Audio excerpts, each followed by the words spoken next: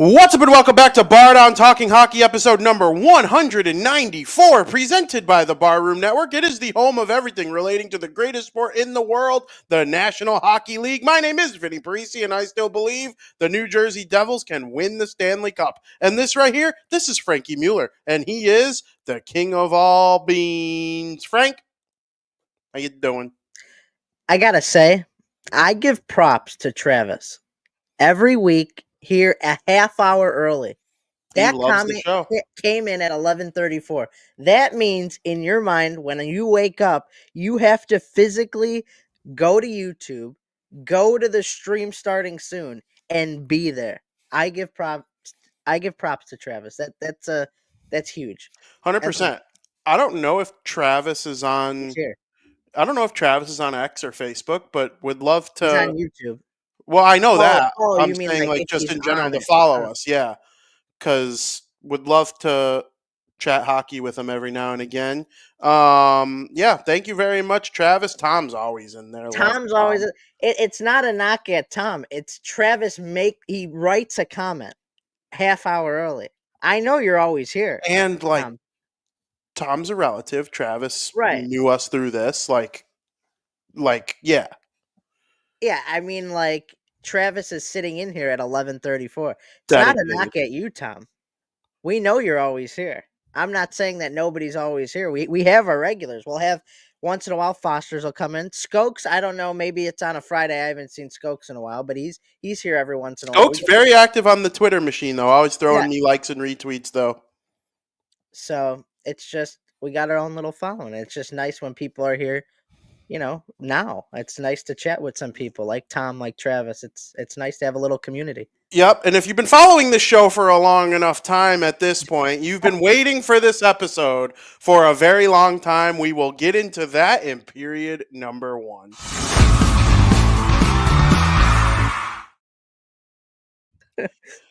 Capitals goal, scored by number 8, Alex Ovechkin.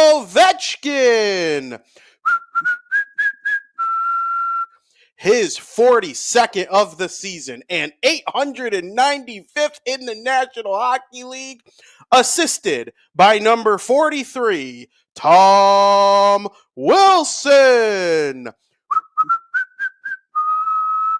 and by number 17, Dylan Strome. Time of the goal, 7:26. Ovechkin, his 42nd of the season, assisted by Wilson and Strome at 7:26. Frank, you're dumb. It's not happening. Yeah, you're dumb. It's not happening. Yeah. Yep. Are you happy he finally did it? Oh, dude. Did that wet the willy a little bit? Oh, I loved announcing that goal right there. I would love to be a PA announcer. If Gene Honda ever hangs him up, and it becomes a job that is out there available to apply for, I will apply for it. I love being a public address announcer. What's for hockey or any sport? I would prefer hockey, and I think I love him. He does it for the Sox. Yeah, he does it for the Sox, poor guy. I would do it for any sport, but I love it for hockey because I don't know. I just get a thrill with hockey. And I feel like when you hear the public address announcer in hockey, that means something's happening. It's more prominent in hockey. Yeah. In baseball, the guy, you read every player, you're a lot more active in baseball. You're announcing every player, his position, pinch hitting, pinch running, changes in this. In hockey, it's like when you hear the public address announcer, something's happening in the game that's going to impact the game. Yeah. I feel like you can name an announcer and I can imitate his goal call. I've studied this stuff. I love it. Anyway, back to you being wrong. 895 career goals, Frank. Alexander Ovechkin did it on April the 6th, which also happens to be the anniversary of the day the Capitals won the draft lottery to select Alexander Ovechkin first overall. It's also the day that Gordie Howe scored his final career NHL goal, 801, that Wayne Gretzky would eventually go on to break. And there was probably some moron back in the 90s that thought Gretzky wasn't going to do it, and he looked like an idiot. That was me in Um, the 90s. yeah, and then, if Austin Matthews or Pasternak, the only two active players who have a chance at, something so crazy 15 years from now, I wouldn't predict such a thing at this point in time right now, although Matthews is like way ahead of Ovechkin, which is That's right. He crazy. could do it. He could do But it. he could. I don't know if I would make the same prediction for Matthews for the reasons that I did predict Ovechkin. He never got hurt. I think McBain breaking his leg, was the first time he ever missed more than 10 in his career. It might have even been the first time he missed more than 5. I think it Um, was, yeah. his style of play wasn't like hard and gritty. Like, he throws his weight around. He's the hitter, not the hitty. He's going to break the record for the most hits in NHL history too. 294 and more. To do that, Frankie probably doesn't think he's going to do it. Well, that's tough because I don't feel like he hits anybody, and then I see that stat, and it's like, where is He he had getting like all these hits he from? had like 5 yesterday. See, hits are like ticky-tacky too, because you don't need a hit. There's like bumps count as hits too. Like when you Yes. just, Yeah. you don't need to 100%. knock them off their feet to be counted as a hit. But most of his goals aren't standing in front of the net, going to the hard areas. He's got a brilliant shot. He's got a couple tip-ins and in front of the net goals. Obviously, when you score 895, you're going to score in a bunch of different ways. Just the booming shot on the power play, being smart and knowing when to exert himself with his energy and all of that. It just felt so obvious to me for a long time that this was going to happen because of his style of play and the way he scored goals and his durability. I can't say the same for Matthews.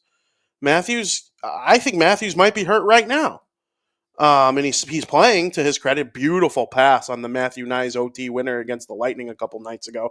But I'm really proud of Alexander Ovechkin. I'm happy that it was a power play goal from his office.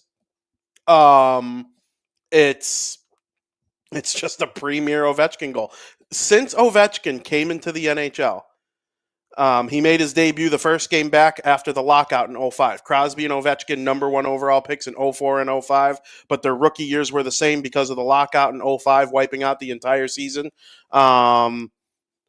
Since Ovechkin made his NHL debut, the Capitals have scored just a tick over 4,000 goals. And Ovechkin has 895 of them, just a tick under 20%. It's like 18 point something. To think about how Ovechkin has scored, and the Capitals were mostly a great team during Ovechkin's run. To think about how on a great team he scored roughly 1 out of every 5 of their goals is just, it's marvelous. It's the most dominant stretch of goal scoring I think we'll ever see. Even if someone else goes on to break the record, it's hard to see it in the amount of games that Ovechkin did it. In an era, there were 2 dead puck eras in the NHL. There was the real dead puck era right before the lockout in 05. And then there was like a mini dead puck era in the middle of from like 08 to 2019, 2020. And then scoring's been up lately. It's down again this year. But, man, what a career, what a milestone. Frank, I'll let you speak for your shameful sorry. It's like that scene in Game of Thrones where Cersei has her head shaved and she has to walk down that road and Yeah. shame, shame, shame. Go ahead, Frank. Shame, shame, Spoiler. shame, Um, shame, it was, shame. I can't concentrate. All right, shut up. Shame. I mean, yeah, is it kind of sad it's over? Like, because now what's the next debate? What's the next thing Frankie's going to be wrong about? I Josh mean, Allen? we could debate about goal 1,000, but it's like, that's way harder, I feel like, to debate about. Because I feel like in the back of your mind, it's more likely not to happen. It depends if Ovechkin wants it to happen. If he came out tomorrow and said, I'm playing till I get 1,000, would you doubt him? Well, no, I wouldn't necessarily doubt him, but it's, I heard him say he will want to be the all-time goal scorer, and you still denied it. He hasn't said he wants to get to 1,000. In Travis fact, is he has banning said you. he has said he wanted to play 1 year in the KHL to end things, which wouldn't shock me if he did that at one point. But that could be at 42, 43 years old. If he says I'm signing a 3-year deal and I want 1,000 goals, you'd be a moron to doubt him again. But I would doubt him. I would. We're talking an extra 100 goals. I mean, it's only going to get progressively harder. Why Like, can't he go 40, 40, 20? because it's just 40, 20, 20, 40, 15, 15, because I just 15. don't see that from a 40-year-old man. It just gets so tough. It Yager just had 27 goals at 42 years old. 27. We're talking about 40 burgers. A 40 burger at 40 and then two more 27s, I that's a feel like thousand. he went all out this year. He's like, he might be a super soldier. I don't know. Maybe he took the super Well, serum. he does have the Russian gas. That's what I mean. I mean, unless he does something that we've never seen before in NHL history, then yeah, he might. Again, I'm just going off pure history, right? Like I'm just going off the trend. I mean, it's something we've never seen before. Nobody's ever scored 895 goals, so it's just something I didn't think would happen. Like we've never seen 1,000 goal score. We've never seen a 900 goal score. So it's just something where I'm like, it's not going to happen, right? It's not going to happen. And it's kind of funny that he got the goal in a 4-1 loss. Like it was their only goal, and he got the goal. Um, no one I kind of feel bad for Sorokin because no one wanted to be the guy who gives him that record, right? Like it's gonna always be on his mind. Like I know, like in your head, you're like, it's kind of cool, like to be that guy, but like I wouldn't want to. I feel like the teammates are gonna joke about it for him. It's gonna be the running joke in the locker room for the Islanders. Hold on one second. and I don't know if you saw while you look at whatever you're looking at, um, Budweiser sent out a customized can to every goalie that Ovechkin faced and didn't give up a goal against. Um, Vitek Vanacek has the most appearances against Ovechkin without conceding a goal to him. I do find it funny. Vitek Vanacek was Ovechkin's goalie for a handful of years, so maybe there was something he knew that everybody else didn't when it came to stopping Ovechkin from all those times practicing against him. But they had a can made for Sorokin because he was one of those goalies. And if he would have broken the record against the Blackhawks the previous game, Sorokin would have gotten his Budweiser can. And each can is custom for whatever guy has how many games you played against them, 0 goals. And then because it was like a Budweiser 0, like 0 goals, I think was the point of this marketing thing. And That's it fine. had like how many saves you made on Ovechkin or how many times. It's really cool. And So Sorokin didn't get his, unfortunately. so yeah, as I was saying, about Sorokin. So yeah, that happens or whatever. Like, yeah, you're gonna be the laughing stock in the Islanders room is like a joke. We joke about it. If it happened to you, it'd be like VP gave up the goal to Ovechkin. You know what I mean? Them being countrymen Yeah, helps. yeah. So I actually thought at it wasn't happening during the Islanders game. It was gonna happen last night against the Hurricanes. Um, for the reason like I don't know if the last night was their last home game, if they're on their last home stand, but to do it in front of the fans would have been cool. You know, obviously, I'm sure a ton of people traveled from Washington to Long Island for that game to see the record be broken. But the Capitals had 5 goals last night and he didn't even score. It just seemed like at this time, um, he just maybe burnt it all and he didn't feel the need to like go out there and try his hardest to score a goal because I mean he's coming back next year. Probably won't get 900 this year. He could, but I mean he's he doesn't need to get it this year. He's coming back to play. Unless something crazy happened and he announced his retirement in the offseason or something, but that's not going to happen. He's only 39. He's going on 40. The entire regular season. So now that this is over, now that he broke the record, the entire regular season's been marketed around the Great Chase. We see his little logo pop up every time announcers are mentioning it, no matter what, even if they're not playing the Capitals. I mean, the whole season has been marketed around the Great Chase. It's one of the only things the NHL has really been talking about. So now it makes you think if the season has that fairy tale ending, something I've talked to you about with the Capitals winning it all. You know, when it comes to big headlines like that, sports are very weird and they follow this kind of flow and this path. it makes you wonder if Ovechkin's second Stanley Cup is coming in the next couple months. And we've talked about it. You think maybe a letdown's coming from the Capitals, that they could get bounced from Montreal or something like that. I don't know. I see it as in like, see, I'm different. Like, I see him potentially winning his second Stanley Cup now because that happened. I get it. That would be cool. I'm picking if the season ended today, based on what I'm seeing and what I feel like is right. I would pick Montreal in my bracket if I were making it today.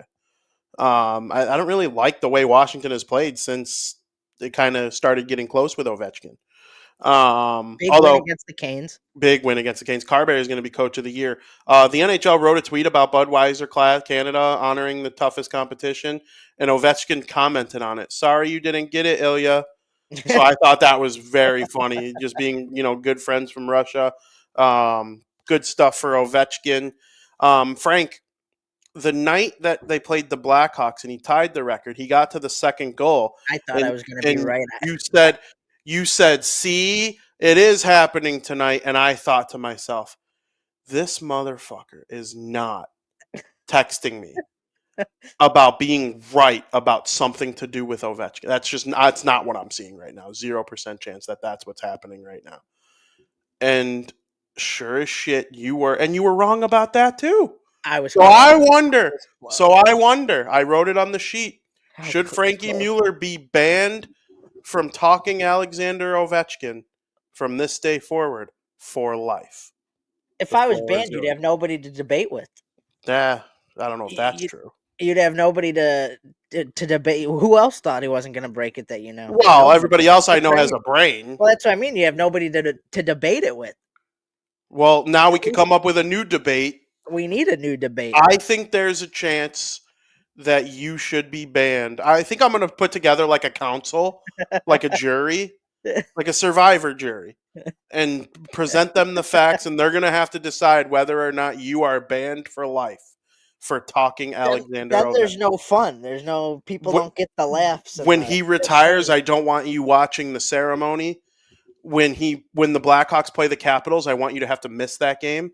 that's I crazy. just want I That's think I crazy. want Alexander Ovechkin removed from your memory. Like, Like Men in Black, flash me. yeah, or like obliviating someone in Harry Potter. Yeah. Yeah, I think you're done. Like the Great Eight, the Great Chase, it's done. It's you're right. It is a little sad that it's done. I'm a little melancholy about that. On to the next thing. This has been one of the greatest. Last year's regular season was insane. And I honestly think just hockey may be in its golden era with how many wonderful players there are. And maybe the golden era is just here to stay forever because so many players are good and we're getting more teams. And, it's just the golden era. And hopefully the golden era lasts forever. But to go from last year to come into this year, and you have the Great Chase all year long, he missed 16 games, and he still broke the record. He might win the Rocket Richard if he doesn't miss those 16 games. He broke it because I doubted him. I just want Capitals fans Yeah. can thank me. Totally. And then the Four Nations face-off.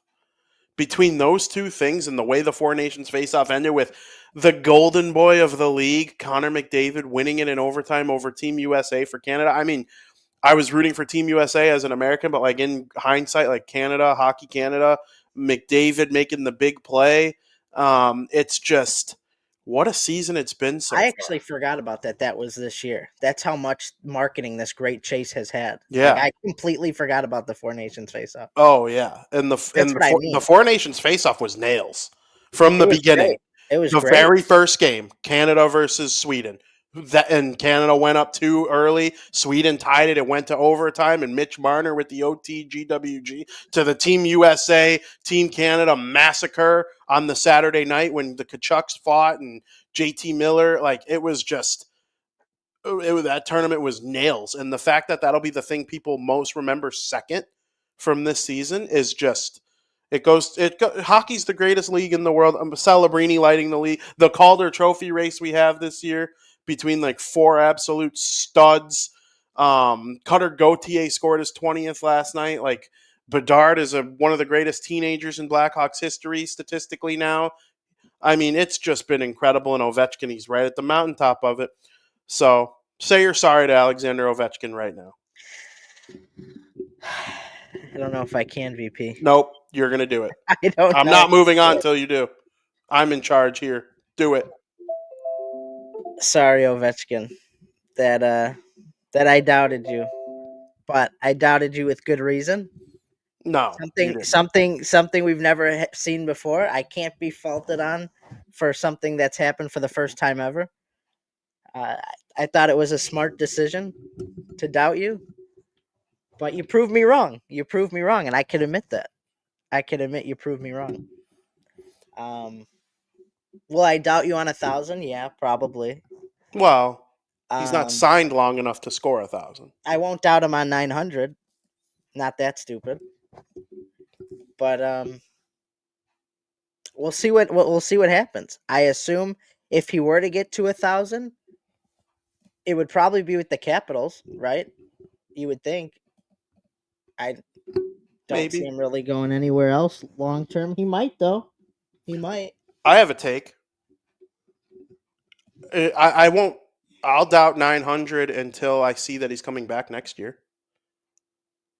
He probably will. I think he will too. He's got 1 year left on his deal, but now that the record's broken, that's why I'm not committing to 1,000. If he signs a 4 year deal and he's like, I will play till 42, I'm going to be like, you're an idiot if you don't think he's getting 1,000. Like, he could go 20, 20, 20, 20 in those 4 years. Boom, 100 goals, done. Like, Well, that'd be 80 goals. yeah, but 20 is the low end, especially for next season. Have you watched him play this year? You think he's going to drop off that big in one offseason? When No he shot. drops out, he's dropping off when he drops off. See, I don't know if I agree with that because of the way he plays. It's stand there on the power play. I said it's one of the most not dangerous poses of all time. Him standing there like this. Yeah, I mean, That's not going away. it's not going away. He doesn't rely on his skating or his speed or his physicality to score goals the way Sidney Crosby does, or the way that, even Austin Matthews, because he's a centerman, like playing down low, going to the front of the net, being in the bumper position on the power play. That's not Ovechkin. So again, 900. Tell me you're coming back next year, Alex, and then of course you'll have 900 before the first week of October's over. But I just don't see 40, 40, 40 just from his age. It's gonna get tough.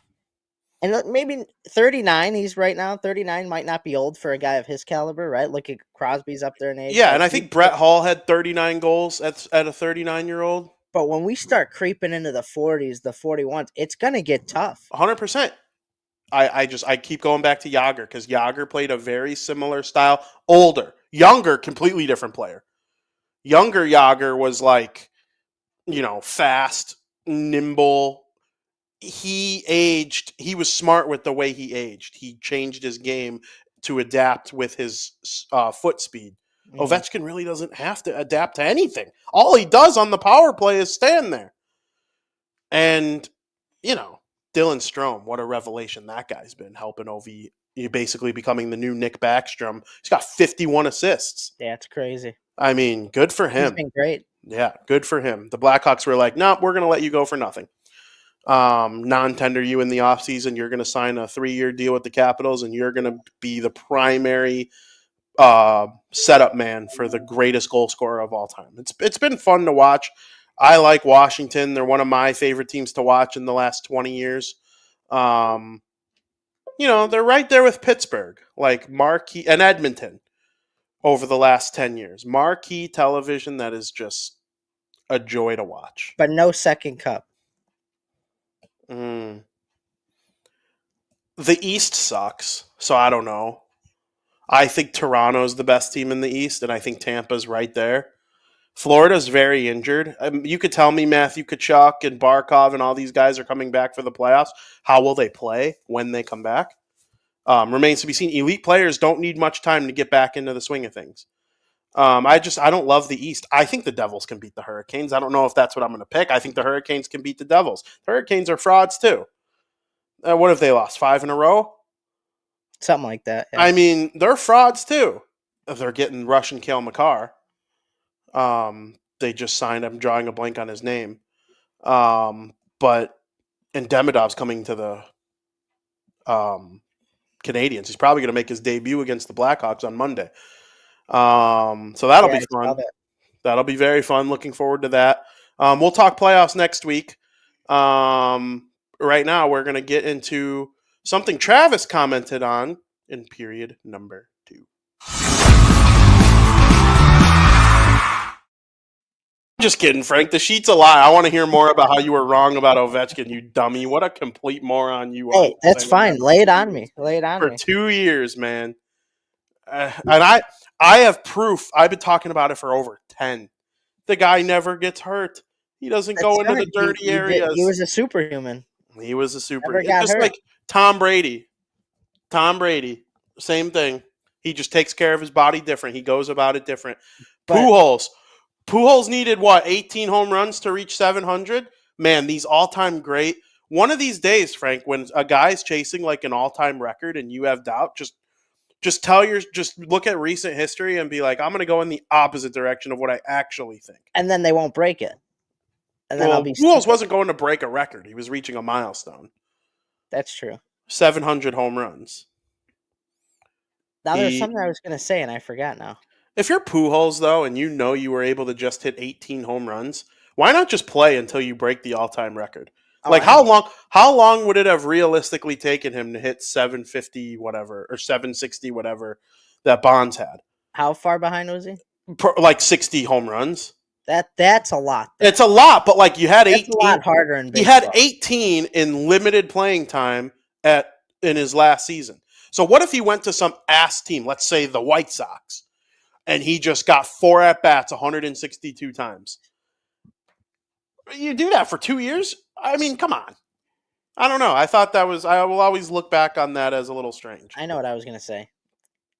But now that Ovechkin's got that injury, doesn't linger. We see that with a lot of different players in sports, that lingering injury where it's like, okay, something tweaked in my leg now. And you reference back to how he was out for 10 games or however many games from this season. It could come up and aggravate him a little bit more, something he's never had to deal with. He never had a long injury. Does that hurt him in the future? Maybe not short term, but does that nag him in the future? We don't know how he's going to respond over the long term to it. You know what I mean? That's fair. I would say there's some, something to that if he didn't have 25 goals But that's what I'm from that saying. point on. From the short term, it might not affect them, right? Like we see players in any sport come back the next year and be like, "Oh, he's torn his meniscus twice. He's done this. He's torn his ACL, and now it's aggravating him again. It's harder." See it in college basketball a lot. I saw it a lot this year in college basketball too, where injuries that you've had previously on that part of the body kind of give you fits. And like these guys are young too. Ovechkin's getting older. His 40th birthday is coming up in September. Does that aggravate him in a year now when you have a long off season, or I should say a short off season? As a matter of fact, a short off season, going in, getting back into training camp and getting your bones going. Does that aggravate you later on? Might not happen now, but does that something down the line that aggravates him? If it was a ligament, I would almost guarantee it. It was a fractured back of his leg. If he gets a torn ACL or MCL, then his career is probably really going to take a dive. But a broken leg, a fractured leg, Is that what it is? That platar thing that he only took. Yeah. He said it's rough. It's rough. I don't think he's talking about. I don't think that's what Ovechkin had, though. Well, Travis is speaking a different. Yeah, that's Chinese to me. I have no idea. I have no idea what I that have no is. idea. That G is. said that's in your foot. Oh. Okay. Did Ovechkin, was it anything with that thing? No. I don't. Not that I know of. Frank, Travis did touch on the Frozen Four, the great game between Denver and Western Michigan that started the Frozen Four yesterday. That was Pujols. Got it. Western Michigan went up 2-0. Blackhawks prospect Aiden Thompson made it 2-1 for Denver. And then Denver eventually tied it with under 3 minutes to go. It went to overtime. Nothing happened in overtime. In double overtime, Western Michigan University with the big win to send them to the Frozen Four National Championship, where they awaited the winner of Boston University and Penn State, where BU also took a 2-1 lead. And then Penn State scored one early in the third, just like Denver did, except unlike Denver, Penn State was unable to get the tying goal, and eventually Boston University threw one into the empty net and won the game 3-1. This is the third straight Frozen Four for BU, but they lost in the semifinals the previous two. They are finally back in the national championship. They are looking to win their first national title since Kevin Shattenkirk and friends won the Frozen Four national championship in 2009 for the Boston University Terriers. Frank, what did you think of the last night's set of games and what's going to happen on Saturday night? Yeah, Denver, the reigning champs. Didn't they win it last year, right? Yep, yep, They yep. won it all last year. Now they're out. They didn't even make it back to defend their title. They had a lot of chances to score, particularly in that second period, and they just couldn't capitalize. Western Michigan really clamped down, played them tough, and I give a lot of credit to them to take down a Denver team who's won it all last year, a team that has championship pedigree. This is a big moment for Western Michigan as a school. This is the first time they'll be competing in the Frozen Four championship, which also means a little sad on your end maybe, is that Zeev Buell's out of the tournament. Um, I know that's your guy. It's your guy. You like Zeev, yeah. I'm wearing this for a reason. No, I I was know, going to but touch on that. he's out of the tournament now. He's gonna focus on bigger and better things. On the other hand, you got the Boston University game, defeated Penn State. Now we have ourselves a battle of two schools who have had great years. I think we all expected Boston University to kind of beat Penn State, just the way they've been as a school lately. They're a dominant college hockey school. They're much better, well rounded than Penn State is. So I don't think. I mean, Penn State played them tough to the end, but I mean, I don't think it's any surprise that they came out with the win. Could you imagine Penn State versus Western Michigan? I don't think anybody would have predicted that before the season started. But now heading into the final, it really could go either way. When you look at it, Western Michigan, they had the better regular season of the two schools. But when I think about Frozen Four championship and compare each school's roster, I see Boston University winning it all. BU is one of those schools who thrive in these situations, and I think after a very emotional double overtime win for Western Michigan over the reigning champs, I just think those highs coming into this game is just going to be a letdown. I think BU is going to run away with this game, and by run away, I mean I think they're going to win by a 2-goal victory, whether that be an empty net or not. I just don't see this being a 1-goal game or an overtime game. I think BU is going to really thrive, and they're hungry. They're hungry. They've made it to the semifinals the past few years. Now they want to win it all, and they finally got here. They're going to win it all. That's my prediction. I think BU tops Western Michigan at least by 2 goals. But great year for Western Michigan nonetheless. They had over 30 wins. They were great. I have a lot of personal bias. William, my God. I listen, in 19, I told you I wanted the Blackhawks to take Bowen Byram. He goes to Colorado. He's one of the premier top four defensemen on a Stanley Cup winning team his rookie season 2 years later. He in 2020, I was or no. What draft was I disgusted by Adam Boqvist? Adam Boqvist, he's going to be so good. Why are you so down on Adam Boqvist?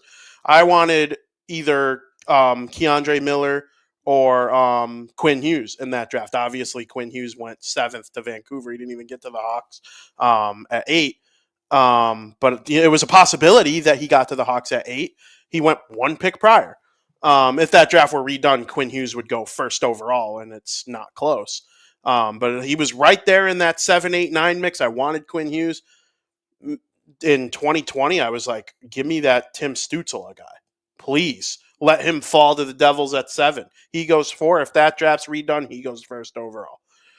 I'm doing all right with my draft scouting lately. And my latest hot take was that I would take Zeev Buell's 2nd overall in the 2024 NHL draft. He falls to 12. My favorite team, the New Jersey Devils, passed on him. And I always say, for the most part, the teams keep drafting in the top 10. Look at those teams that drafted in the top 10 last year. They all are consistently drafting in the top 10. I wonder why. Because they're dumb. You keep making mistakes like that, you'll keep seeing guys like Zeev Buium. I love Lev Shinov. I think he's got a great attitude. I think he's got a high ceiling. I like Demidov. If you were going to take a forward second overall, I guess, yeah, second overall, sure. If you were taking a defenseman, though, I mean, Booyam's the guy. I just can't. Everything he touches turns to gold. I was stunned Western Michigan got it done. I was rooting for Western Michigan, actually, believe it or not, because they play football in the MAC. Mm-hmm. So I've watched Western Michigan play football, probably the second most of any college football team. Right? Yeah, they play in the MAC. I mean, I watch every NIU game. That's probably the opponent they've played the most. What division since, are they in or conference in college hockey? The NCHC, which is the same conference as Denver, North Dakota, UNLV, I think is in that conference. Like there's Weird conference. Yeah, it's weird. It's like a hockey conference. Mm-hmm. Just like Hockey East. It makes fun It like imitates the Big East. Mm-hmm. BU, BC, Maine, Providence. Then there's the Big Ten, which is pretty similar to the Big Ten in football, except there's fewer teams, and Notre Dame is in the Big Ten. Wherein every other sport they're in the ACC, except football, they're independent. But yeah, so I'm super stoked to see Booyam join the Wild. There's no word that he signed yet. I've been actually just waiting all day for that text. It hasn't happened yet. I assume he'll get a day. The Wild play. Very funny. I hated when they took Boquist. That was so dumb. That was really, really bad. Who did they take in 20? I can't remember who they took in 20. That was a COVID year, right? Yeah. Yeah. I'm trying because it was a later pick because they made the bubble. Because the Devils picked 7th overall. They took Holtz and they took Mercer and Mohamedulin. They had 3 picks. They traded Mohamedulin for San Jose with Meyer. They traded Holtz to Vegas for Cotter, and they kept Mercer, obviously. I can't remember who the Hawks took in that draft. For the life of me. Oh, my God. Rinzel. He might be their number 1. I love Rinzel. He might be their number 1 superstar. I'm dead serious. I think that highly of him. He led them in ice time last night. Did you see my tweet that went semi-viral? No. Not semi-viral. Not viral at all. It just did well. Oh, duh. I know who they took. They drafted Lucas Reichel. Oh, yeah. Yeah, hated that too. But 2020, you didn't get to watch the guys much. Drew Comesso they took in 2020. Slaggert, Wyatt Kaiser. Wyatt Kaiser might be the best of the 4 guys you named. Comesso. Wyatt Kaiser is the best of the 4 guys you named. Slaggert's close, though. At least a little spider monkey. Yesterday, the Blackhawks defense was younger by average age than Western Michigan. That's crazy. That's crazy talk. So yeah, it'll be an interesting final. I think Western Michigan's going to get it done only because wow. It seems like every time I've doubted them, I pick them to lose every game, and like they just keep finding ways to win. And their guys are all just significantly older than most of the players they play against. Even if they're less talented, they play better. They play a stronger game with a belief in themselves, and I like the way they play hard no matter what. That works in college hockey. A lot of the times when you look at who wins the championship, Quinnipiac, Denver, minus Booyam, Denver is like Aiden Thompson's their best forward, a 3rd-round draft pick. Like they don't have outside of Booyam. I understand Booyam, but outside of Booyam, they don't have like a ton of top 10 picks like BU, BC, and those teams just always flame out. Minnesota had Sam Rinzel, Oliver Moore, and Jimmy Snuggerud, who have all looked good in the NHL so far, especially Rinzel. Those teams, they're all like 19, 20, going up against, teams that are 22, 23 on average. that's working in Western Michigan's favor. We'll see how they do. I love Jay Pandolfo. I remember watching Jay Pandolfo play on Zach Parisi's line back in the day when I was in high school. One thing that's funny about Jay Pandolfo, he has been a player or coach in college hockey for a total of 10 years, I think it is, or no. Wow. It's either 10 or 8. It's something like that. He's never missed the Frozen Four. He has been in the Wow. Frozen Four every single year he's participated in college hockey as either a coach or a player. So, and one thing, there's some Devils bias in me rooting for BU though, because the Devils' top goalie prospect, Mikhail Yegorov, he joined BU about halfway through their season, and it looked like they weren't even going to make the tournament at that point, and he just goes on a run. They can't stop winning with this guy standing on his head. And yesterday he made 32 saves on 33 Penn State shots, and they win the game, and now they're in the national championship. After they waited on the last day of the season too to see if they were even going to make the tournament, and they did. So it's going to be fun to see how that goes. I have biases on both sides. I might get a Western Michigan jersey. If you hadn't have a chance to catch the game last night, go look at their jerseys that they wore. They're just like all white with like a brown stripe, and they say Broncos in brown. And Yeah, I they're just kind of like the football jerseys. They're brown. dude, and they're plain and simple, and like I love that about them. I really want one. If they're cheap, I'm gonna get one. I think at some point. But yeah, that's good stuff. The Frozen Four is going to be awesome. The national championship. Make sure you tune in tomorrow night. I always find it funny when BU makes the national championship though, because I think of Miracle.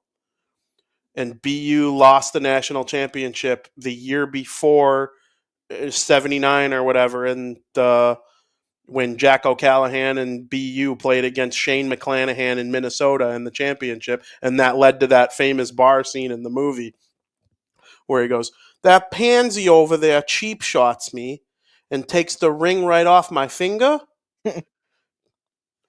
And, the level-headed Micah Ruzzione's trying to get him to let it go. And he goes, "I'm just wondering whose side you're really on here." And yeah, wonderful scene. And then when they're talking, Ralph Cox goes, "I'm Ralph Cox. I'm from wherever it's not going to get me hit." That's great stuff. Oh, man, I love the Frozen Four. Can't wait for Saturday. I'll be watching it from the UC, so that'll be good stuff. Frank, we are going to say our goodbyes to a handful of teams here in period number 3. Ain't no lie, baby. Bye, bye, bye, bye, bye. We're waving bye-bye to 16 NHL teams. Possibly tonight. They can all be officially we can have it done tonight if the Minnesota Wild beat the Calgary Flames in any fashion. The Minnesota Wild and St. Louis Blues and Edmonton Oilers will all clinch their postseason berth in the Western Conference, which Calgary's toast. If it doesn't happen tonight, they're still toast. And if the Montreal Canadiens defeat, They just need a point, I think. no, they need to win. Do they? They need to win. They have to win for tiebreaker purposes, because Gotcha. if they get a point and then lose out and Okay. this wins out, they're tying points. Columbus has the tiebreaker. Or no, the Rangers. Columbus is eliminated if the Habs get a point. The Rangers are still alive if not. Gotcha. But I'm lost on. Oh, I clicked the wrong day. My apologies. The Canadiens play the Senators. So if the Habs beat the Senators, we'll lock up the spot in the East. They're going to get it. It's for intents and purposes, just to make it like mathematically official. I literally think it's impossible for them to not get a combination of 2 points by either Columbus, New York losing, and Montreal winning over the next 3 or 4 games, depending on how many they have left. Montreal has 4. So we're going to wave goodbye to the teams that will not be in the postseason this year, and that includes goodbye to the Calgary Flames, Vancouver Canucks, Utah Hockey Club, Anaheim Ducks, Seattle Kraken, Nashville Predators, Chicago Blackhawks, and San Jose Sharks. On the Eastern Conference, We will wave goodbye to the Columbus Blue Jackets, New York Rangers, Detroit Red Wings, New York Islanders, Buffalo Sabres, Pittsburgh Penguins, Philadelphia Flyers, and Boston Bruins. Frank, of all the teams I just named, who's a lock to make the playoffs next year? A lock? A lock. You would put your Ovechkin-sized marbles on it. You're going to disagree with me, but the Predators. Okay. Why would I disagree with you? Because I That's not thought who you I would said they're in pick. trouble. You said we talked I about it. do think that, but like the Predators Um, are a well-run organization with Barry Trotz at the helm. So I like, think they're a lock. Let's see. you only needed to give me one. That's fine because, I don't. They're the most confident of any teams that didn't make it as the Preds. Very good. I'm going to go with the Vancouver Canucks because if they want to keep Quentin Hughes, they have to make him happy. Because I know a team over there on the East Coast that employs two of his brothers that he loves very much, that he would love to go play with. If they don't get him happy in the final year of his deal, he is gone like the wind. Quinn Hughes is gone like the wind. Shout out Leonard Skinnard. Yeah, so Vancouver, they're not going to bring back Besser. That's almost a foregone conclusion. So we'll see what they do. I just think with the JT Miller stuff this year, Pedersen's got to have a better year. I'm going with Vancouver. I like the Utah Hockey Club too. I liked them coming into this year, but I jumped on that quick. Something you can learn from me is how to realize when your take is completely freaking wrong and say, hey, when your top 4D all get hurt at the same time and are going to be out for a month at a time, you're going to struggle during that time and it's probably going to cost you a playoff spot. Well, it actually looks right now like the Utah Hockey Club is 8 points out of a playoff spot, which is about a month worth of poopy play. Yeah. So I like them long term, but this year it just clearly wasn't it when all their guys went down in November. I mean, Marino, Sergachev, who's the other guy who was on the Yotes? Dursey. All these guys are hurt at the same time for multiple weeks. Yeah. You just name a team in the league. I'll tell you their top 4D, and if they all got hurt at the same time, they'd be toast. They'd be toast. Name a team. Colorado. Makar, Taves, Girard all go down at the same time for a month at a time. Gone. Bye, Colorado. I know you have the Nate Dogg. He'll have 100 points on a bad team. I really believe that. Because you're bringing in AHL guys now to replace them. An AHL defenseman, multiple of them playing 20-plus minutes a night just doesn't cut it. So, yeah. Who of these teams are you going to miss the most? I mean, the Hawks. My guys. I love watching them. Elaborate. I love watching the games. I wish they were back in the postseason. I miss those days when they were in the postseason. Some of the best times to be a hockey fan and watching them win. And it's just like we haven't got that in a while. Even when they made the bubble against Edmonton, and they beat Edmonton, they went on and got shellacked by Vegas. It was better than nothing. I mean, I love watching playoff hockey. I do think there is a chance they could be a bubble team next year. I really do. And that's like being non-biased. Just from what I've seen, the competitive play that they've had this year against some of the better teams, they've lost a lot of close games. They've lost a lot of one-goal games. Heck, they've lost a lot of games when they were leading late in the third period. You clean that up, that could be an extra 15 to 20 points. They've probably had a lead late in the third 10 to 12 times this season that they ended up losing. I think that gets better with experience and with these young guys, and it's just they're going to keep developing, keep getting better. Anybody who says Bedard's a bust, which I continuously keep hearing every day, keep hearing it. It's just not true. The Nate Dogg actually made a comment saying he wishes he was as good as Bedard in his first 2 seasons because he wasn't. He kind of stunk. It took him 4 years.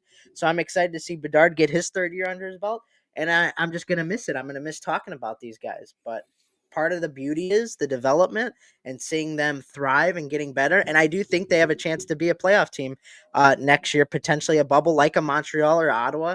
And who knows what kind of offseason they'll have. I expect to have a semi-big off season, not Nashville size from this past season, but something, that'll kind of like wet the whistle a little bit. Be like, "Ooh, I'm excited for the Blackhawks to start up again this September and preseason." I think something like that's going to happen. And I'm going to miss them. I'm going to miss them too. To be honest with you, that's the team I'm going to say as well. Tomorrow will be 39 out of 41 home games attended this year.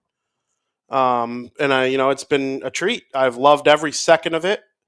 And the development I've seen, the commitment to youth in the second half has been unbelievable. I gave you that stat comparing their D to Western Michigan. They sent Del Mastro down today in order to get him ready for a run in the Rockford IceHogs playoffs. And that's significant because they can't make any more call-ups. They've made their 4 post-trade deadline non-emergency call-ups. I'm sure at the end of the year they'll send down more. If they send down more again, they can't call anybody back up in case there's an injury for the last game of the season. So, it wouldn't shock me if Korchinski ends up playing in the playoffs for Rockford. Moore and Rinzel are ineligible. So we'll see who else goes down. But it'll be interesting. I'm excited to watch the Rockford IceHogs play. I may see what I can do to go to a playoff game. Yeah, they're good. I really want to try and make that happen, which would be really cool. It's not a guarantee or anything, but we'll see what happens. Definitely if they make a run, because a lot of those guys have played with the Blackhawks this year. I do think there's one of two paths for the Blackhawks next season. They either see what Gavin McKenna's doing, and they go, "We want that guy. We need that guy," and they play it safe. Keep developing, have a young team again next year, or they go the route of the Montreal Canadiens. And like the Canadiens, the Blackhawks can put together a loud, bashful building. And that's helped Montreal. And they're going to make the playoffs. And nobody thought they would. So I could really see it going one of those two ways. Gavin McKenna's sick. If they stink again next year, it's not the worst thing in the world. And the draft next year is just overall better, too. We also got to see what happens this year in the draft because they could win it this year. I learned it is not a win if you don't move up. Oh. They did not win the lottery last year. They stayed in place. I learned that. But the year they got Bedard, they did. That's a win, but the rule wasn't in place yet. Oh, I thought it was. No? No. They moved up 2 spots for Bedard. Last year, they did not win the lottery. They stayed in the lottery balls, kept them in place. Same thing with San Jose. So San Jose can win the first overall pick again this year, and they didn't win anything. They stayed in place 2 years in a row. Wow. I think that's better. Yeah, because the rule keeps people like Edmonton from going from 8 to first overall, 6 to first. The Devils, they went from 6 to 1, 3 to 1.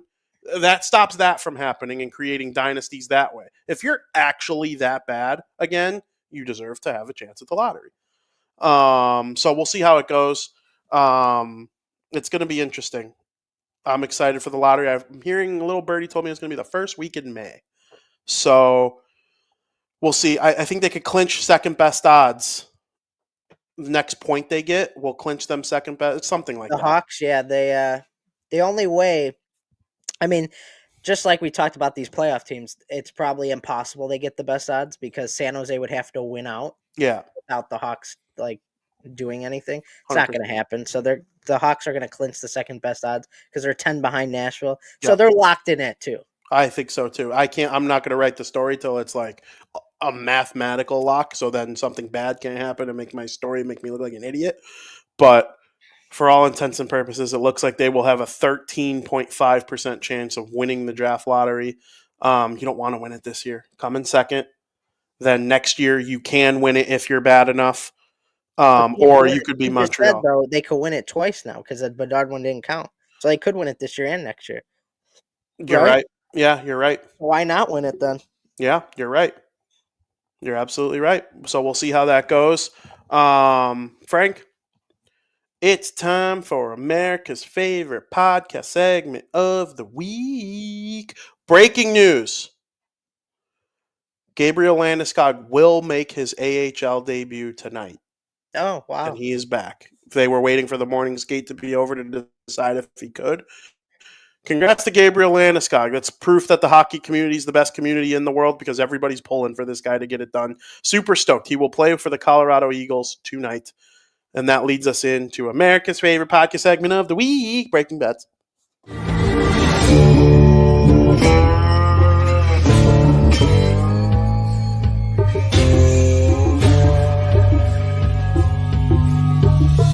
Where's my money, bitch? Players, the time for talk is over. The floor is yours. Thank you, Alan. Big news, or not big news, big game we talked about earlier. The Wild can clinch a playoff spot with a win tonight. Maybe I'd have to double check. Maybe they only need a point because Calgary only has 3 games left with 6 behind. Let me just double check that really quick. It's going to be a good game for the Western Conference bubble. Yeah, the Wild would need a no, they need a win. The Wild need a win to solidify themselves in the postseason, playing the Calgary Flames, and barring an absolute miracle, they're in basically. I don't think that miracle is going to happen. I think the Wild are going to go hard in this game, like their season depends on it, because in reality it does. That win would be huge for them to clinch. They want to get that little X clinch mark next to their names, and they're going to get it done. Taking the Wild to beat the Calgary Flames tonight. Calgary Flames, they've been so up and down. The Wild are coming off a couple big wins against Dallas, and I can't think about who their other win was, but they've won 2 in a row, trying to make it 3. They look good. Flames up and down. Minnesota Wild money line minus 125 bet to win 2 units. Switching gears to baseball, we got Cubs Dodgers tonight. That's going to be a fun one. Both teams have been playing really good. Dodgers are on a little bit of a decline right now. They've kind of had their feet stuck in mud. The Cubs, like I said, they're leading their division. They've played some great baseball to start the season. They've played some of the toughest teams in the MLB so far. They had to open against the Dodgers in Japan. They played the Padres, who were 7-0 at the time that they played of their first meeting against the Cubs. The Cubs gave them their first loss. They just got done with the series with the Texas Rangers, who have also had a great start to their season. Another series win by the Cubs, and now they have to once again play the Dodgers at Dodger Stadium. They look good early on. There's a lot of chemistry going on with this team right now. Kyle Tucker looks like he fits in like a glove. I heard a rumor that there are talks of Tucker getting an extension. They're in talks about that right now, which they should. Cubs have scored the most runs of any team in the MLB with 96, given they did play a couple more games, obviously, because the game's in Japan, but they're scoring a lot of runs. And like I said, the Dodgers look like they're stuck in mud right now. I think we're going to get a great game tonight. I'm going to take the Cubs plus 1.5 runs at minus 120, because even with the 1.5, where it's basically a pick 'em, I think that's great value. Dodgers won their first 2 meetings against the Cubs this season in Japan, and I think they're coming back with a vengeance in this series, and they're going to try and win their 4th straight series victory. So Cubs plus 1.5 at minus 120, bet to win 2 units. Those are my 2 picks for you today. And with the hockey season winding down, I'm looking forward to baseball season, but I am looking forward to the playoffs nonetheless for the NHL. But yeah, it's been a lot of fun with baseball so far as well early on. The Kyle Tucker situation reminds me of like when an 18-year-old boy goes to a strip club and he thinks he's going to marry the girl who gives him his first lap dance. I just feel so bad for Cub fans. You're not marrying the girl that gives you a lap dance. You don't think any extension? I think, like, seeing Vladimir Guerrero Jr. get $500 million, the Cubs don't do that. Now, they listen, give him they do it. It'll be in the 4s. You think so? Kyle For Tucker is better than. Years, though. I'm hearing 8 years. I don't know. 400 million shot. I don't know. I don't see it. The Cubs have Dansby Swanson is their all-time highest paid contract, $177 million. Listen, that's better than the White Sox. It's $100 million more than Benintendi, the richest White Sox player ever. But like, until I see Tom Ricketts dip in those pockets and do the damn thing, and it's not me being a Cubs hater. I hope they do it. I love having Kyle Tucker in Chicago. I'm not even a Cub hater anymore. I can't be with how pathetic 2-9 ass White Sox are. Going to break the record again. I actually think they're going to break the record again. They didn't lose 8 in a row till late May last year. They already got that checked off the list. But Kyle Tucker, man, I no. I hope I'm wrong. I hope you're wrong too, because I love him. He's incredible. King Tuck. He's the best player of any Chicago team, He's so good. male or female. He's better than Bedard right now. Now Bedard he's better than Williams. Caleb could reach that. He's better than Odunze, Moore, any player on the Bulls. I know Kobe White's having a good second half. He's better than any player on the White Sox. It's not close. He's so good. He's better than Camille Cardoso. He's better than Angel Reese. He is the best player in Chicago at any sport of any gender, and it's not close. They gotta lock him up. Second place isn't close. Frank, they gotta dip in their pockets. They don't do it. I know that they never did. The Dodgers, Yankees, or Rangers are going to throw a bag at him that the Cubs can't match. You don't even think he'll stay this season? No, I do think he'll stay this season. Oh. And then they're going to have traded a guy to Houston. You don't think they'll trade him at the deadline? No, because I think they're like World Series good. They're good. That's what I think they're going to make the playoffs, like guaranteed. If they can add 2 or 3 arms in the bullpen, I don't think they could win the World Series with their bullpen. But like, look at most MLB teams and how the bullpen at the beginning of the season is almost never the same as the end of the season. That will work in the Cubs' favor. Ryan Presley's been great. I think they have. I was happy when they got him. 100%, and I think they have the best lineup in the National League Central, and it's not close. And the only lineup better, the Dodgers have their feet in the mud because everyone's hurt. Yeah, they look. Every pitcher's hurt. Every pitcher's hurt. The only one who could give him fits. The only one who's healthy is Glasnow, and he'll pitch on Sunday night. And it was supposed to be frickin' Steele's slot. It was supposed to be Steele versus Glasnow for Sunday Night Baseball, but now it's going to be Glasnow versus someone they probably call up from the minors. It might be. I don't even know who it's going to be. But yeah, I hope I'm wrong about Tucker. I would love to see an athlete like that play in Chicago for the rest of his career. Prove me wrong, Ricketts. I believe Jed wants to do it. Of course I believe Jed wants to do it. It would be done already if Ricketts had balls. But yeah, we'll see how that goes. Frank, we're going to end the episode on, unfortunately, a little bit of a sad note. Unfortunately, longtime NHL executive Ray Shero passed away at the age of 62 years old. Ray Shero was the GM of the Pittsburgh Penguins that brought the Stanley Cup back to Pittsburgh for the first time since the Lemieux days. Crosby, Malkin, Letang. Now, these guys weren't drafted by Shero, but he gave them what they needed in order to win the Stanley Cup. He traded Ryan Whitney to the Ducks for Chris Kunitz. What a trade that turned out to be. It gave us all Pink Whitney and a great podcast, too. But, you know, I didn't hear about him dying. Yeah, he passed away 2 days ago. Yeah, I didn't know that. He really good with Pittsburgh, and then he comes to New Jersey. And there's this big thing. Is it going to be Nico or is it going to be Nolan? Nolan Patrick was the guaranteed number 1 pick for 2 years. We were there. And he gets on that stage and he puts his balls on the table and says, with the first pick, the New Jersey Devils select Nico Hischier. They did what? And Nico Hischier's their captain, arguably their best player, one of their best players, one of the best defensive centers in the NHL. He drafted Jesper Bratt in the 6th round. If that draft were redone, he'd probably go like 3rd overall. It's just he drafted Jack Hughes 1st overall. That was a little bit more of a home run. You know, that was pretty much a lock. I think I could have taught, you know, any one of our grandmas about hockey, and they would have picked Jack Hughes 1st overall. But, like, he was there. He helped develop him.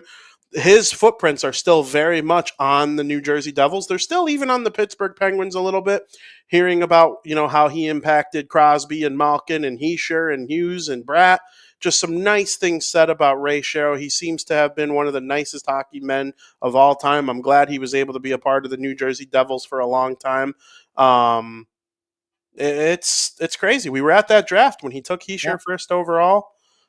He was a special advisor to the GM of the Minnesota Wild, obviously close connections to Billy Guerin. So it's a sad time in the hockey world. Everybody loved Ray Shero, and we wish his family and friends nothing but peace and love during this difficult time. For Frankie Mueller, I'm Vinny Parisi here at the Barroom Network. As always, thank you for listening.